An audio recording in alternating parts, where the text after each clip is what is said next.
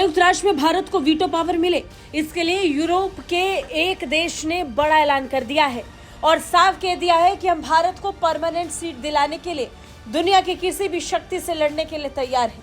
ये देश कोई और नहीं बल्कि रूस का जिगरी यार बेलारूस है, जिसने सामने से चीन को चेतावनी दी और जिनपिंग की टेंशन बढ़ा दी। बेलारूस के विदेश मंत्री सर्गेई एलेनिक ने कहा कि उनका देश भारत का स्थायी सदस्यता पर समर्थन करेगा। बेलारूस रूस का पड़ोसी देश है और दोनों देशों में काफी अच्छे संबंध हैं। बेलारूस भी इस मुद्दे पर चर्चा को आश्वस्त है कि यूएनएससी सुधारों को सुविधाजनक बनाया जाना चाहिए। यह काफी लंबे समय से रुका हुआ मुद्दा है।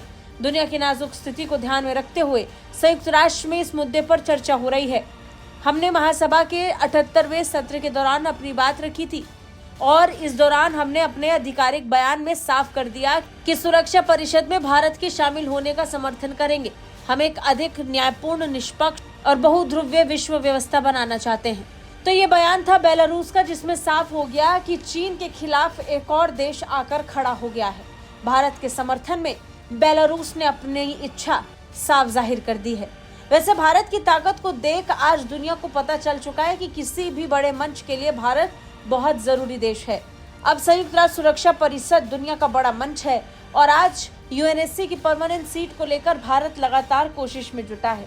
भारत कई बार सख्त लहजे में कह चुका है कि पूरी दुनिया का फैसला 5 देश कैसे कर सकते हैं। भारत की इस मांग का अमेरिका, ब्रिटेन, फ्रांस और रूस समर्थन करते रहे हैं, लेकिन भारत का विरोध करने के लिए चीन सबसे पहले आता है। चीन नहीं चाहता था कि एशिया में उसके अलावा कोई और भी सुरक्षा परिषद में ताकतवर हो। इस कारण चीन पाकिस्तान के कंधे पर बंदूक रखकर भारत के किसी भी प्रस्ताव का विरोध करता है। तो वहीं हाल ही में संयुक्त राष्ट्र में भारत की स्थायी प्रतिनिधि राजदूत रुचिरा काम्बोज ने कहा कि जब 1945 में परिषद की स्थापना की गई थी और नई सदी की भू राजनीतिक वास्तविकताओं से काफी समय पहले बदल गई है और इसमें बदलाव की आवश्यकता महसूस की जा रही है। इन नई वास्तविकताओं को ध्यान में रखते हुए G4 मॉडल का प्रस्ताव है कि 6 स्थायी और 4 या 5 गैर स्थायी सदस्यों को जोड़कर सुरक्षा परिषद की सदस्यता मौजूद 15 से बढ़कर 25 से 26 की जाए।